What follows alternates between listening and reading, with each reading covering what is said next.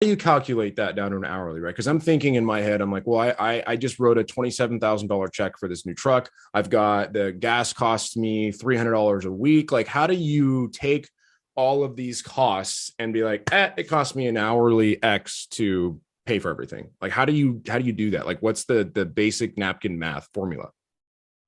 Well, that's why I said we use a tool. Yeah. But really, like I said, if you start with taxes and insurance, what we often do is have people think through, like I said, your personal protective equipment, maybe you're issuing uniforms. Like we Mhm. really just have people make a list. That's how we usually start. Just make a list of all of the things that you know that you're spending because Mhm. of that. And then you can annualize that Mhm. cost. Yeah. You're entering that data into your system, you annualize that cost.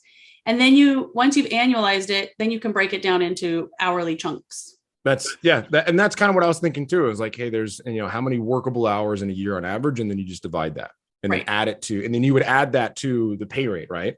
Correct. And one thing, when you said workable hours, I Yeah. want to say that's a really good point, because keep in mind that when you hire those guys, you're probably offering them vacation, Hmm. probably and requiring them to do safety meetings. Yeah. If they're foremen, you're probably requiring them to do some time tracking of other guys. So whatever those hours are that they're not actually physically doing work on the job site, you're going to want to remove those hours back out of your calculation of how many hours they're going to work in Interesting. a year. So don't just do Monday through Friday, 52 weeks a year. Nope. No, you're going to want to take out anytime they're not physically working on the job before you calculate that cost rate for the job. It actually makes your cost rate go up. Yeah, I was gonna say like, it's probably a little bit more.